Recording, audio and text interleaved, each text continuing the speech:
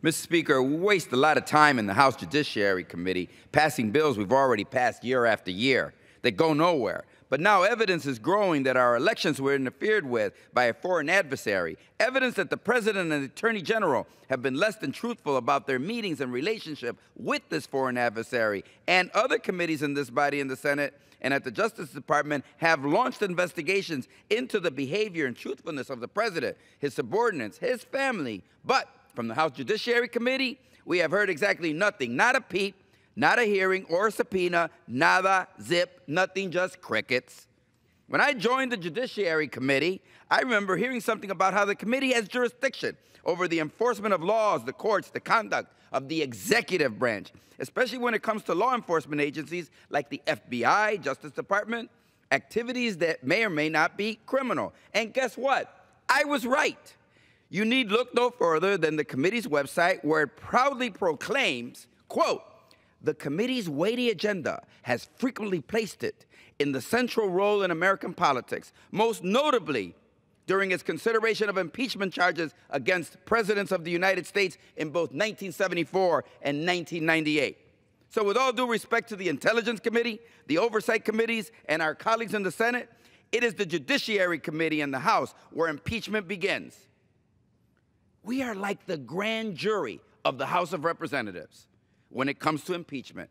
Robert Mueller, the former FBI director investigating the president, will not be able to indict while he's president, no matter what he uncovers. Most legal scholars argue a sitting president cannot be indicted in criminal court. So, it is the Judiciary Committee that will bring charges if there is evidence of, quote, according to the Constitution, treason, bribery, or other high crimes and misdemeanors, as provided in Article 2, Section 4 of the Constitution. But here we are with evidence that the Attorney General lied to a committee of Congress about his contacts with senior Russian officials and lied on his security clearance application about contacts with Russian officials who are suspected by our government of being covert espionage operatives, with evidence about hacking and other activities in fact took place directed by Russia, and nothing from the Judiciary Committee. The Attorney General publicly recused himself from any matters at the Justice Department related to the investigation of Russia contacts. But the Attorney General played a role in the firing of FBI Director James Comey. And we know now, because the President said so, that the firing of Comey, the FBI Director that was investigating him, was done because the President said, quote, under great pressure from the Russia investigation, and still nothing from the Judiciary Committee?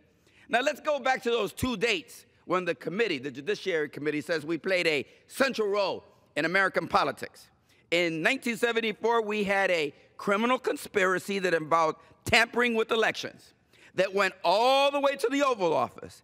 It involved firing senior Justice Department officials who were part of the investigation. They asked the intelligence community to discredit those investigations in 1974. And there were secretly recorded conversations. Sound familiar? President Nixon soon resigned because he knew what was coming. In 1998, the issue of whether the President of the United States had lied to a grand jury about an extramarital sexual encounter with a consenting adult who was his subordinate. That's what that was about. House Judiciary Chairman Henry Hyde of the great state of Illinois, who, as it turned out, knew a thing or two about extramarital sexual encounters with consenting adults, passed 4 articles of impeachment, along with an almost exclusively party line vote. And an impeachment trial was held in the Senate, which became an epic embarrassment to the Republican Party and to this body. But now, given all the evidence of electoral tampering, the apparent efforts to cover it up, the actions of the President, Attorney General to deflect and derail investigations, and to me and to others, appears to be attempts at or actual obstruction of justice. From the Committee of Jurisdiction that is supposed to be in charge and taking action, what do we have? Not a peep, not a hearing, not a subpoena, nada, zip, nothing, just crickets. Mr. Speaker, that has got to change, and I suspect it will, because it has to. The Constitution says it has to. Judiciary Committee, it is time to act and fulfill your constitutional responsibilities.